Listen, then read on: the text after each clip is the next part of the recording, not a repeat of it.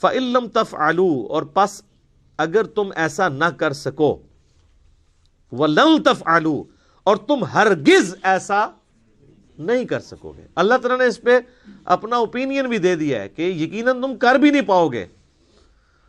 فَاتَّقُوا النَّارَ الَّتِي وَقُودُهَا النَّاسُ وَالْحِجَارَةُ، تو ڈرو اس آگ سے جس کا ایندھن آدمی اور پتھر بننے والے ہیں۔ اعدت للکافرین، جو اللہ نے تیار کر کے رکھی ہے انکار کرنے والوں کے لیے۔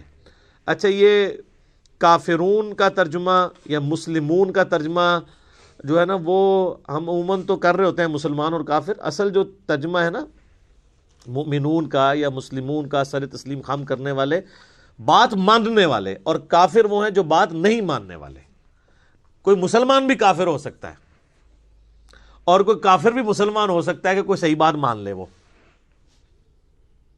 ایک تو وہ ٹرم والا ایمان ہے نا جو ہم ایز اے اصطلاح استعمال کرتے ہیں، جو کلمہ پڑھ لے اور وہ 5 بنیادی چیزوں پہ چلے۔ لفظی ترجمہ یہ ہے کہ نہ ماننے والوں کے لیے، انکار کرنے والوں کے لیے، کفر کہتے ہیں انکار کرنے کو، نہ شکری کرنے کو، اللہ تعالیٰ نے آگ تیار کر رکھی ہے جس کا ایندھن آدمی، انسان اور پتھر ہے۔ اللہم اجرنا من النار، اللہم اجرنا من النار، اللہم اجرنا من النار۔ صحیح مسلم میں حدیث ہے، نبی علیہ السلام ایون نماز میں بھی جب کبھی آیات آتی تھیں جہنم سے ریلیٹڈ تو آپ علیہ السلام اللہ سے جہنم کے اگینسٹ اللہ تعالیٰ کی پناہ طلب کیا کرتے تھے، اور جب جنت کی آیات آتی تھی تو اللہ تعالیٰ سے جنت کا سوال کیا کرتے تھے۔ یہ سنت ہے۔ اچھا، یہ جو آیا کہ پتھر بھی ایندھن بنیں گے، تو یہ پتھر کو کوئی عذاب نہیں ہو رہا ہوگا، بلکہ ان کی حضرت میں اضافے کے لیے ہوگا۔ اس کا ڈیٹیل ذکر سورۃ الانبیاء میں آئے گا۔ اللہ تعالیٰ فرماتا ہے کہ ہم کافروں کو بھی اور جن معبودوں کو یہ پوج رہے ہیں ان کو بھی دوزخ میں ڈالیں گے، اور پھر اللہ تعالیٰ فرماتا ہے کہ اگر یہ ان کے معبود ہوتے تو دوزخ میں ان کے ساتھ تو نہ ہوتے۔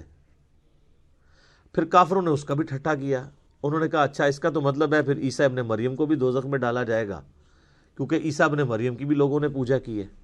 پھر اللہ تعالیٰ نے اس کا بھی جواب دیا، رپلائی ٹو کے بغیر کام چلتا نہیں ہے نا، وسوسے اتنے ہیں، رپلائی ٹو کے کلپ تو بنیں گے۔ وہ پھر سورہ الزخرف میں آیا، اللہ تعالیٰ نے یہ عیسیٰ کی مثال جو تم سے بیان کی ہے نا انہوں نے، تو یہ صرف جو ہے نا وہ حجت بازی کے لیے، پتہ ان کو بھی ہے کہ عیسیٰ ابن مریم کیوں دوزخ میں جائیں گے، وہ تو خود امام الموحدین تھے اپنے وقت میں، توحید کے دائی تھے۔ قصور تو ان لوگوں کا ہے جنہوں نے عیسیٰ ابن مریم کے بارے میں ڈیوینٹی کلیم کی ہے، نہ کہ عیسیٰ ابن مریم۔ پھر انہوں نے کہا وہ تو ہمارے بندے خاص ہیں اور وہ تو قیامت کی نشانی میں سے ہیں۔ تو یہ جو بت، وہ پتھر جن کے بت تراشے گئے، ان کو اللہ تعالیٰ دوزخ میں اس لیے ڈالے گا تاکہ کافروں کی حسرت میں اضافہ ہو کہ یار ان کو ہم پوجتے رہے، یہ بھی ہمارے ساتھ ہیں۔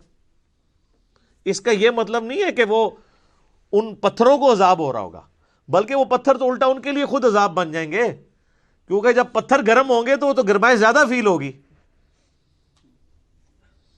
پتھر بھی لوگ گرم کر کے ان سے بھی ہیٹ حاصل کرتے ہیں نا، وہ تو ان کے لیے ہوگا۔ اب دوزخ کے اوپر 19 فرشتے ہیں، تو فرشتوں کو عذاب تو نہیں ہو رہا ہوگا، وہ تو مامور ہیں دوزخیوں کو مارنے پیٹنے کے لیے۔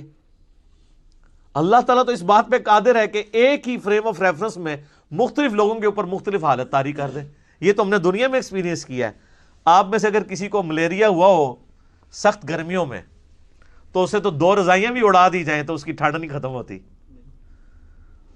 باقی تو گرمی سے اف اف کر رہے ہوتے ہیں، اور اس کو ٹھنڈ اتنی لگی ہوتی ہے کہ وہ کہتا ہے میرے اوپر اور اڑاؤ۔ ایک ہی جگہ پہ ٹیمپریچر بے شک 40 تک پہنچ چکا ہوا ہے، اس کو ٹھنڈ لگ رہی ہے، حالانکہ ایکچوئل وہاں پہ گرمی ہے۔ تو یہ اللہ تعالیٰ ایک فریم آف ریفرنس میں دنیا میں ایسی چیزیں کر کے بتاتا ہے کہ 2 مختلف بندوں پہ ایک ہی جگہ پہ 2 مختلف حالتیں طاری ہو جاتی ہیں۔ اللہ ہی اللہ ہے جی، یقین کریں کہ یہ جو چیزوں کی کوالٹیز ہیں یہ بھی اللہ کی وجہ سے ہے۔ اگر اللہ تعالیٰ کا امر اس کے پیچھے سے ہٹ جائے، آپ 7 سمندروں کا پانی بھی پی جائیں آپ کی پیاس نہیں بجھ سکتی۔ اور اگر آگ کے جلانے کی خاصیت اللہ تعالیٰ چھین لے، آپ پوری زمین کے درخت بھی جلا لینا، آپ ایک روٹی بھی نہیں پکا سکتے، کیونکہ وہ خاصیت ہی جب اللہ تعالیٰ لے لے گا۔ تو یہ دوزخ میں ان کافروں کے ساتھ پتھروں کو اس لیے جلایا جائے گا تاکہ ان کی حسرت میں اضافہ ہو، نہ کہ ان پتھروں کو عذاب دیا جا رہا ہوگا۔